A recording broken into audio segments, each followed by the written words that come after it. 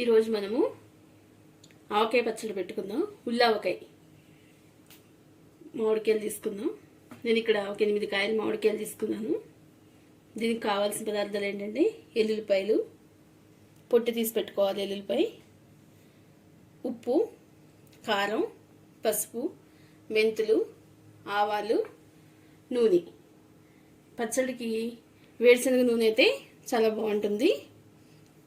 ఉల్లావకాయ అనమాట. ఉల్లావకాయని ఎందుకు పేరు వచ్చిందంటే ఇవి మనం చిన్న చిన్న ఉల్లిపాయ పీసులాగా కట్ చేసి పెట్టుకుందాం. కొత్తగా వస్తున్నాయి కదా మామిడికాయలు. ఇప్పుడు ఆవకాయ కింద ఫస్ట్ ఉల్లావకాయ కింద పెట్టుకుందాం. కట్ చేసుకుందాము. అన్నిటిని కాయలన్నీ ఇలాగా నీట్గా కడిగేసి ఈ బొడ్డు ఉంటుంది కదా అది తీసేసుకుందాం. కాయలన్నిటికి ఇలాగా అన్నిటికి ఇలా తీసేసుకుని ఈ మామిడికాయల్ని ఇలా కట్ చేసుకుందాం. పీసెస్ కింద అన్నీ ఇలా పీసెస్ కింద కట్ చేసుకుందాం. చిన్న చిన్న పీసెస్ కింద ఉల్లిపాయల్లా కట్ చేసుకుందాం.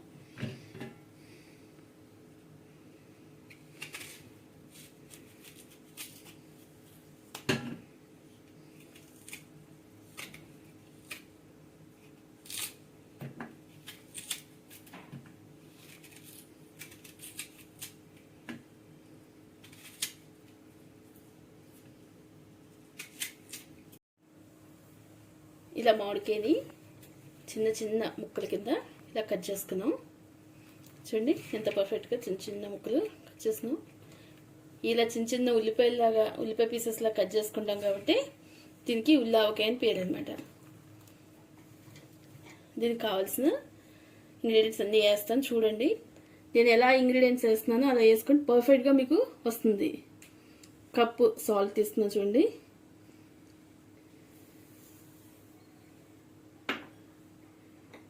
ఆవపిండి ఇది కూడా 1 కప్పు.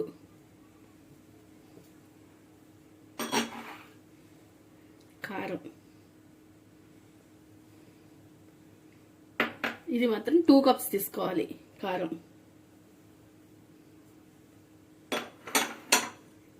ఒక టేబుల్ స్పూన్ మెంతులు, వెల్లుల్లిపాయ పొట్టు తీసి కచ్చపిచ్చ చేసుకుని వేసుకుంటున్నాం. ఇన్స్టెంట్ పచ్చడి కాబట్టి అలా వేసుకుంటున్నాం మనం.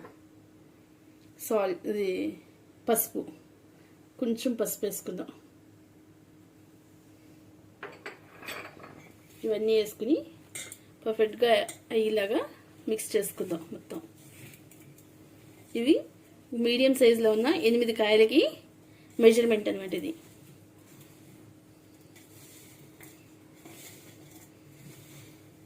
మన ఆవకాయ ఇప్పుడప్పుడే పెట్టుకోం కదా, స్టార్టింగ్లో ఇలాగా ట్రై చేయండి, చాలా బాగుంటుంది.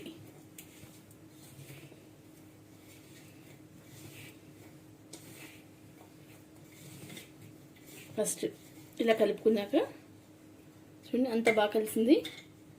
ఇలా కలుపుకోవాలి. దీనిలో ఆయిల్ వేసుకుందాం. దీంట్లో మనకి ఇంచుమించు 1/2 kg వరకు ఆయిల్ పడుతుంది.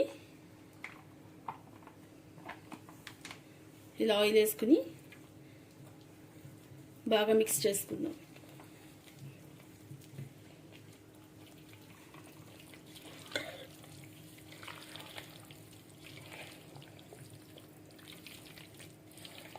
ఇలా మొత్తం కలుపుకోవాలి.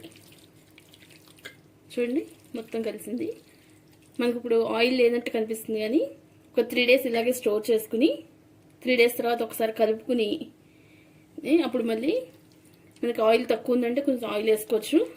సరిపోతుంది ఈ ఆయిల్. మేము ఒకవేళ తక్కువ ఉందంటే ఆయిల్ వేసుకుందాం. చూడండి ఎంత పర్ఫెక్ట్గా వచ్చిందో ఉల్లావకాయ.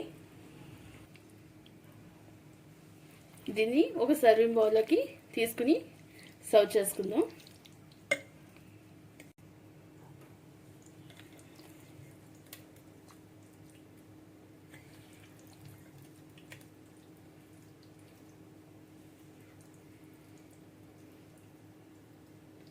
ఇలా బౌల్లోకి తీసుకుందాం పచ్చడిని.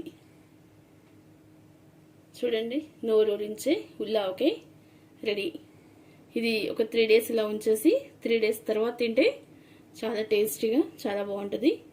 వేడి వేడి అన్నంలో కొంచెం పప్పు నెయ్యి ఈ పచ్చడి వేసుకుని తింటే చాలా సూపర్గా ఉంటుంది. దీన్ని కంపల్సరీ ట్రై చేయండి మీరు. ఓకే, నచ్చితే కనుక ఈ వీడియోని లైక్ చేయండి, షేర్ చేయండి అండ్ సబ్స్క్రైబ్ చేయండి. Okay, bye.